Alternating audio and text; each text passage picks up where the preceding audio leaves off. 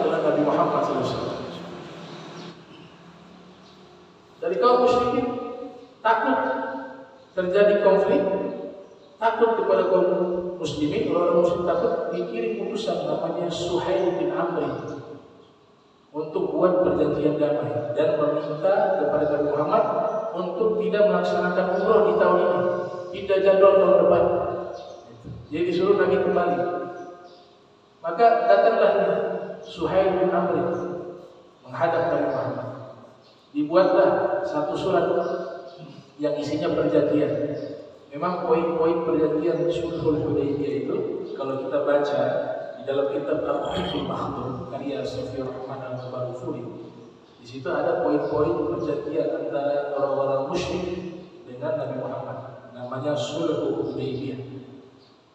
Ini saking besarnya ini perjanjian, dia punya piagam ini begitu besar karena yang saksi Allah. Allah sebut di dalam Al-Quran, ahadu alaihullah, mereka sudah mengadakan perjanjian kepada Allah. Jadi perjanjian sudah disaksikan langsung oleh Allah. Kemudian dari secara bahasa, kata alaihi itu menyalahi kaidah bahasa Arab. Jadi kalau dikatakan alaihi itu salah secara bahasa ya. Tapi ada dalam Al-Quran alaihi. Semua ulama pakar bahasa Arab sepakat kata yang benar itu bukan alaihi tapi alaihi. Makanya kalau salawat kepada Nabi kan pakai alaihi. Allahumma sholli wa sallim wa barik alaihi, bukan alaihi. Itu kaidah yang sudah baku dalam bahasa Arab. Lantas bagaimana bahasa Al-Quran salah? Sedangkan Al-Quran itu dikatakan inna anzalna Quran Arabiyyah. Kami turunkan Al-Quran menggunakan bahasa Arab yang sangat fasih, sangat benar, strukturnya, balaghahnya, nahwunya, sharafnya, bayannya, ma'aninya, badinya, arudnya, semuanya lengkap, tidak ada yang salah. Lantas kenapa itu alaihi bukan alaihi? Nah, ternyata ada hikmah. Yang pertama, Allah ingin kabarkan kepada kita seluruhnya, khususnya umat Islam, dan lebih terkhusus kepada ulama-ulama yang pakar dalam bidang bahasa Arab, bahwa sesungguhnya Al-Quran bukan tunduk kepada bahasa Arab. Al-Quran itu bukan tunduk kepada bahasa Arab, tapi sebaliknya bahasa Arab yang harus ikut Al-Quran, karena Al-Quran firman-Nya Allah. Firman-Nya Allah. Makanya Allah sengaja membuat dia keluar dari kaidah bahasa Arab dengan kata alaihi. Padahal yang benarnya alaihi. Makna kedua, perjanjian Sulhul Hudaybiyah itu satu perjanjian yang sangat besar tanggung jawabnya, sehingga cara bacanya tidak boleh tarqiq. Dalam ilmu tajwid ada bacaan namanya tafkhim, ada bacaan namanya tarqiq. Tafkhim itu dibaca tebal. Kalau kasroh itu bacanya tarqiq tipis, sehingga penegasan terhadap perjanjian tersebut menjadi bacaan yang tipis. Allah ganti dengan dogma alaihu. Nah, hu itu ada penegasan berat, namanya tafkhim. Itu menandakan bahwa perjanjian tersebut adalah isinya sangat berat tanggung jawabnya. Klausa-klausa yang ada dalam Sulhul Hudaybiyah kalau dibaca seakan-akan merugikan umat Islam. Di antaranya, kalau ada orang musyrik yang ditawan, orang Islam wajib bebaskan, dikembalikan kepada keluarganya. Tapi kalau ada orang Islam yang ditawan oleh orang musyrik, tidak boleh dikembalikan. Jadi isinya itu dari awal sampai akhir, isinya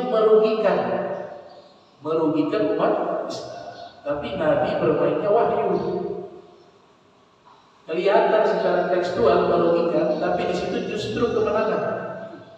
Karena nantinya mereka melanggar perjanjian tersebut, terjadi peperangan, mereka merasa bersalah, akhirnya terjadilah peristiwa namanya Fathul Makkah, sehingga mereka tidak berani melawan Nabi Muhammad SAW dan merasa bersalah sudah melanggar perjanjian tersebut. Itu yang dimaksudkan dalam Al-Quran, wa yaquluna wa yaqulullah wallahu khairul makirin. Mereka membuat makar, rencana-rencana jahat, konspirasi jahat, tapi Allah mampu membatalkan makar mereka, konspirasi mereka, dibatalkan Allah. Wallahu khairul makirin, dan Allah sebaik-baiknya zat yang bisa membatalkan konspirasi-konspirasi dan rencana-rencana jahat dari para musuh. Ini ayat jangan diartikan Allah adalah sebaik-baiknya makar. Karena makar itu artinya adalah sesuatu yang tidak baik, tipu muslihat. Di beberapa terjemahan itu ditulis sebaik-baiknya makar. Allah adalah sebaik-baiknya yang membuat makar. Nauzubillah min dzalik, itu kalimat berbahaya. Kalau kita mengatakan sebaik-baiknya membuat makar Allah, berarti Allah adalah zat yang paling baik di dalam membuat tipu muslihat. Makar konotasinya negatif. Maka para mufassirun menerjemahkan bukan Allah itu makar, tapi Allah zat yang mampu membatalkan dan menghilangkan makar-makar rencana-rencana jahat. Jadi diterjemahkan sesuai dengan lafaz yang kita biasa sebutkan. Subhanallah itu kaidah maha suci Allah. Apa arti maha suci Allah? Tanzihullah min kulli syai'in la yaliqu bihi, mensucikan Allah dari segala sesuatu yang tidak pantas dinisbatkan kepada Allah. Di antaranya ini, Allah itu makar, itu tidak pantas dinisbatkan kepada Allah. Allah maha suci, maha mulia, tidak ada sifat-sifat buruk yang dimiliki oleh Allah. Kalau sifat Jalal, Al-Jabbar, Al-Qahhar, Maha Perkasa, Maha Kuat, itu sifat mutlaknya Allah, Maha Perkasa, Maha. Itu bukan sifat yang buruk, itu sifat yang memang layak dimiliki oleh Allah. Tapi Allah memiliki sifat tipu muslihat. Nah, kata tipu itu juga tidak baik untuk dinisbatkan kepada Allah Subhanahu wa taala. Jadi diterjemahkan itu hati-hati ayat Al-Qur'an. Khairul makirin di situ Allah mampu membatalkan tipu muslihat orang-orang yang membuat makar. Bukan Allah ahli dalam membuat tipu muslihat. Sina Utsman Affan kembali dapat kabar Nabi membatalkan untuk perang. Karena sudah dapat informasi dari beberapa sahabat bahwa Sayyidina Utsman Affan itu tidak dibunuh. Maka baiat tersebut tetap Allah Ta'ala terima. Padahal amalnya belum dilakukan. Mereka melakukan amal dari isi baiat tersebut, tapi Allah sudah mengapresiasi itu dengan menyatakan Allah sungguh ridho kepada orang-orang beriman. Artinya apa? Niatul mu'min khairun min amali. Kadang-kadang kita punya niat baik banyak, tapi belum sempat kita lakukan, itu sudah sampai pahalanya. Makanya dikatakan sebaik-baiknya orang mukmin itu niatul mu'min khairun min amal. Niat yang orang beriman lebih baik dari amalnya. Innamal a'malu binniyat wa innamal likulli imrin ma nawa. Man kana hijratuhu ila Allah wa rasulihi fa hijratuhu ila Allah wa rasulihi. Man kana hijratuhu lidunya yusibuha aw imra'atin yankihuha fa hijratuhu ila ma hajara ilaihi. Ini hadis tentang niat. Orang baru niat hijrah sudah dicatat hijrah. Baru niat sholat tahajud dalam hadis Nabi katakan, siapa anbata, siapa yang tidur di malam hari, kemudian punya niat sebentar malam mau sholat tahajud, fagalabat sa'inah, tapi ketiduran, bangunnya sudah subuh. Kata Nabi apa? Kutiba lahu musalliyan, dicatat dia sedang sholat tahajud. Kenapa? Karena niat. Jadi kita harus memperbanyak niat. Termasuk ketika di masjid kita duduk ini niat i'tikaf. Nawaitul i'tikaf fi hadzal masjid sunnatan lillahi ta'ala. Selama kita duduk dicatat ibadah. An-niyat tumayyizu bainal ibadah wal adat. Karena niat itu yang membedakan mana ibadah mana adat. Orang mandi itu ada kebiasaan. Tapi ketika mandinya untuk hadir sholat Jumat, mandinya jadi pahala. Karena ibadah. Begitu juga menggunakan minyak wangi. Minyak wangi menggunakan, kalau kita niatkan ikut Nabi Muhammad, karena Nabi Muhammad wangi, dapat double pahala. Bahkan makan sayuran itu, duba, sayur labu. Anas bin Malik awalnya tidak selera dengan sayur labu, tapi dia melihat Nabi SAW kalau makan itu selalu nambah tuh sayur labu, yang mengatakan min yauma idzin la azal uhibbud duba. Mulai hari ini dan seterusnya saya cinta sayur labu. Kenapa? Karena Nabi Muhammad seleranya suka sayur labu. Jenisnya apa? Semua labu masuk dalam hadis ini. Semua labu masuk hadis ini. Itu disebutkan oleh Syekh Yusuf Al-Lahji dalam kitabnya Muntahhasul, membahas tentang riwayat tersebut bahwa Nabi Muhammad SAW sangat senang dengan sayur labu. dikasih kesimpulan oleh Imam Nawawi dalam kitab Masail Usul ila Syarh Rasul, ditulis oleh Syekh Yusuf At-Tabahani, bahwa semua yang Nabi suka kemudian kita lakukan dengan tujuan mengikuti selera Nabi Muhammad, maka itu dapat pahala melaksanakan sunnah Nabi Muhammad sallallahu alaihi wasallam, walaupun hukum asalnya mubah. Makan sayur kan boleh-boleh saja, nggak ada hubungan dengan ibadah, betul tidak? Nggak ada hubungan dengan ibadah. Tapi ketika saya makan ini sayur, kenapa? Saya dapat informasi Nabi suka ini sayur, saya makan, dapat pahala. Karena apa? Ikut Nabi Muhammad. Ikut Nabi Muhammad itu bukan hanya ikut amalan ibadah, tapi ikut selera Nabi Muhammad SAW juga, itu juga termasuk ibadah. Qul in kuntum tuhibbunallah fattabi'uni yuhibbukumullah wa yaghfir lakum dzunubakum. Nah, Amr bin Suhail atau Suhail bin Amr ini ketika bertemu Nabi, Sayyidina Ali yang sudah tulis surat perjanjian sulh Hudaybiyah, ditulis oleh Sayyidina Ali, Bismillahirrahmanirrahim, min Muhammad Rasulullah. Saya jelaskan secara makna saja, karena ini riwayat yang panjang. Dibaca oleh Suhail bin Amr isi perjanjian tersebut. Ini apa ini? Bismillahirrahmanirrahim. Kami tidak kenal Ar-Rahim, tidak kenal. Ini harus dihapus. Dibuat begitu di hadapan Nabi. Nabi sabar menghadapi. Nabi bilang, ya Ali hapus. Terus kalau tulis apa? Tulis saja Bismika Allahumma. Kalau itu kalimat orang-orang muslim juga kenal. Bismika Allahumma. Kalau Ar-Rahim kami tidak kenal. Bismillahirrahmanirrahim kami tidak kenal. Ganti, kata Suhail. Nabi subhanallah lapang dada, sabar hadapi orang muslim. Kata Nabi kepada Sayyidina ya Ali, hapus itu kalimat Bismillahirrahmanirrahim. Ikut maunya dia. Tulis saja Bismika Allah. Dibaca lagi oleh Suhail. Nah, ini kami tidak mau nih. Muhammad utusan Allah. Utusan Allah itu kami tidak mau. Dia bilang, ya Muhammad, lau kunta rasulan lam nuqatil. Lau kunta rasulan lam nuqatilka. Lau kunta rasulan lam nuqatilka. Wahai Muhammad, seandainya kamu itu Rasul dan kami percaya, kami tidak akan perang di dunia. Karena kami tidak percaya engkau Rasul, maka kami perang di dunia. Maka ini surat kami tidak sepakat. Disebut Muhammad adalah utusan Allah. Ganti Muhammad putranya Abdullah. Apa kata Nabi? Nabi marah? Tidak marah. Kalau Raja Persia marah. Kalau Raja Romawi marah, namanya tidak disebut dengan memuliakan, dengan gelar. Tapi Nabi Muhammad SAW tawa bersama mengatakan, ya Ali, wahai Ali, hapus tuh Rasulullah. Ikut maunya, ini utusan kaum muslim. Sayyidina Ali gak berani hapus.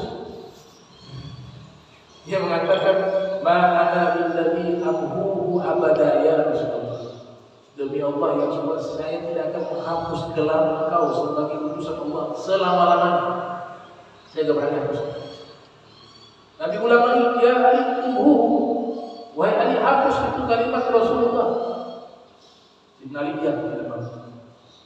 Diulang sama Nabi hingga 3 kali. Imam Ali tidak berani menghapus gelarnya Nabi Muhammad.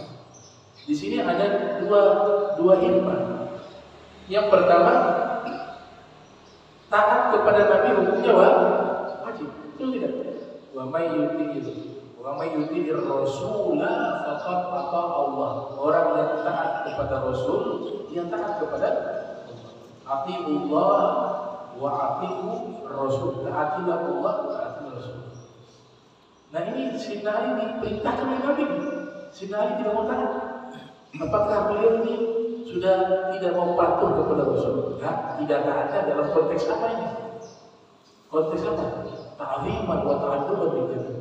Beliau tidak mau taat dengan perintah Nabi ketika memerintahkan untuk menghapus itu gelar Rasulullah, karena Sayyidina Ali mengenal betul derajat, kebesaran, pangkat Nabi Muhammad. Dan Sayyidina Ali cinta kepada Nabi dan sangat menghormati Nabi sehingga tidak berani menghapus gelarnya Nabi Muhammad. Tidak mampu. nggak mampu untuk melakukan itu. Akhirnya Nabi yang ambil itu surat, dan Nabi tidak marah. Di sini dikatakan kaidah beradab kepada Nabi lebih didahulukan daripada mengikuti perintah Nabi. Jika perintah itu melanggar norma penghormatan kepada Nabi Muhammad. Memang kaidah yang lainnya terbalik. Taat kepada perintah Nabi atau taat kepada perintah guru lebih didahulukan daripada menjaga adab. Tapi kenyataannya para sahabat dan ahli bait Nabi, mereka itu lebih mengutamakan adab dibanding taat. Buktinya Sayyidina Ali ketika Nabi perintahkan, Sayyidina Ali tidak taat kepada Nabi karena Sayyidina Ali mengutamakan apa? Adab kepada Nabi Muhammad. Makanya Nabi yang menghapus itu. Famaham Rasulullah SAW dia di syarifah. Nabi hapus itu tulisan dengan tangannya yang mulia. Pulang itu utusan puas bahwa itu sulh Hudaybiyah, bawa pulang ke Makkah. Apa kata Nabi? Kata Sayyidina Ali, dipanggil semua sahabat yang hadir di tempat tersebut. An-nazru ila Ali ibadah.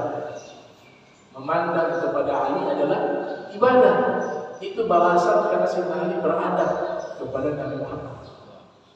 Makanya kalau tasyahud misalnya para fuqaha mengatakan kita sebut namanya langsung boleh. Allahumma sholli ala Muhammad wa ala ali Muhammad. Itu namanya perintah. Perintah atau contoh yang Nabi ajarkan. Tapi kalau kita lebih pakai adab, Allahumma sholli ala sayyidina Muhammad wa ala ali segala salawat dan salam kepada pemimpin kami Nabi Muhammad. Kita tambahkan kata sayyidina artinya pemimpin kami. Berarti kita sudah mendahulukan apa? Adab. Maka akan dapat sama seperti Sayyidina Ali dapat.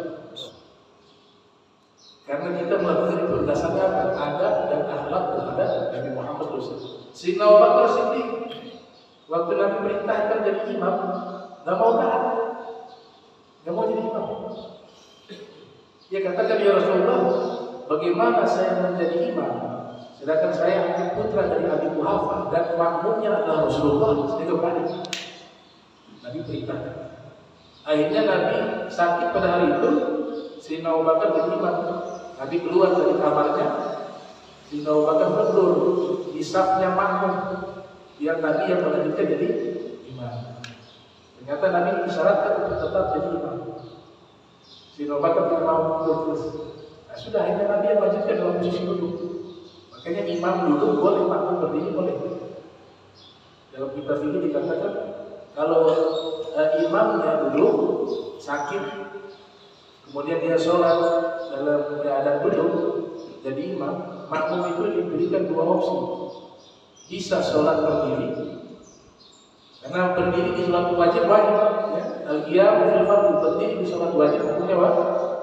Tapi kalau posisi imamnya duduk, dikasih dua pilihan, makmumnya boleh berdiri atau makmumnya boleh duduk. Padahal makmum tidak sakit, boleh duduk. Kenapa? Ikut imam. Itu dalam opsi dalam kitab fikih dibahas dua keadaan tersebut. Selain daripada itu, berdiri dalam sholat wajib hukumnya tidak sah sholat kecuali sakit, uzur. Tapi yang tadi itu walaupun dia tidak sakit, boleh dia duduk karena itu ikut imam. Tapi al-qa'im afdal min al-qa'im. Nah, lebih baiknya yang berdiri itu jadi imam dibanding yang duduk. Karena Nabi katakan pahala sholat dalam keadaan berdiri lebih besar dari pahala sholat dalam keadaan duduk. Jika itu berkaitan sholat sunnah. Sholat sunnah tidak ada kaitannya dia sakit terus ya, dibolehkan dia duduk. Boleh, tadi sudah capek dudukkan sholat sunnah. Istiqomah sholat witir misalnya, sholat duha gitu. Tapi malas sekali kan sholat berduduk. Wah, dikasih sehat doanya, mau berdiri pahala lebih besar. Tapi kalau yang uzur, yang sakit, dipersilahkan untuk sholat duduk. Nah ini beberapa gambaran bagaimana orang-orang yang sudah mendapatkan jaminan surga dari Allah Subhanahu Wa Taala ketika mereka hidup bersama Nabi Muhammad SAW. Nah kita yang hidup zaman sekarang tidak ada jaminan karena tidak ada wahyu. Wahyu tidak turun mengatakan ini pasti masuk surga kan? Itu hanya ada di zaman Rasul. Nabi meninggal, wahyu terputus, tidak ada lagi wahyu. walaupun nabi lain masih hidup, kita percaya Nabi Isa masih hidup. Nabi Idris ada yang mengatakan masih hidup. Ada beberapa nabi pun masih hidup. Nabi Khidir misalnya terjadi khilaf, ada yang mengatakan masih hidup. Tapi ketika mereka masih hidup sampai saat ini misalnya, itu wahyu tetap tidak ada. Mereka tidak dapat wahyu. Kenapa? Karena wahyu terakhir itu Nabi Muhammad. Makanya salah satu sahabat wanita namanya Ummu Aiman, di waktu Sayyidina Abu Bakar, Sayyidina Umar datang dan mengunjungi Ummu Aiman. Ummu Aiman melihat Sayyidina Abu Bakar Umar menangis. Terus mereka bertanya, wahai Ummu Aiman, kenapa kau menangis? Dia mengatakan, saya menangis karena teringat Nabi Muhammad. Nabi Muhammad sudah wafat. Dan yang saya tangisi adalah wahyu sudah tidak turun lagi di saat Nabi Muhammad wafat. Itu yang saya tangisi ketika Ummu Aiman. Jadi mereka dapat jaminan 1.400 orang atau 1.500 orang. Itu harus kita yakini karena digunakan kalimat penegasan, laqad, sungguh. Allah sudah bilang sungguh mereka diridhoi. Ya kita harus percaya sungguh mereka diridhoi. Allah katakan mereka orang beriman. Kita harus percaya mereka orang beriman. Tempatnya adalah di surga, kata Nabi Muhammad sallallahu alaihi wasallam. Insyaallah nanti kita lanjutkan lagi daripada kita Hayatus Sahabat. Pertemuan berikut kita akan bahas riwayat dari Abu Nu'aim al-Asbahani. Ya, jadi beliau ini juga sufi. Karena ini Abu Nu'aim ini ahli hadis yang sufi. Jarang ada ahli hadis sufi, itu jarang. Ada tapi sedikit. Biasanya kalau ahli hadis ya dia seperti orang akademisi. Semuanya pakai data. Tapi ada ahli hadis yang sufi, seperti Imam Suyuti, ahli hadis sufi juga, tarekat juga. Ini juga Abu Nu'aim sufi, tapi ahli hadis. Jadi mursyid tapi ahli. Mursyid tapi ahli. Kalau mursyid tidak ahli, dia merusak tarekat itu. Tarekat jadi rusak. Karena syaratnya itu tarekat harus dikawal oleh syariat.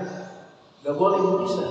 Syariat saja tanpa tarekat itu ibadahnya terasa hampa karena tidak membahas masalah hati. Kalau syariat saja, tarekat saja tanpa syariat, jadi zindik kata Imam Malik.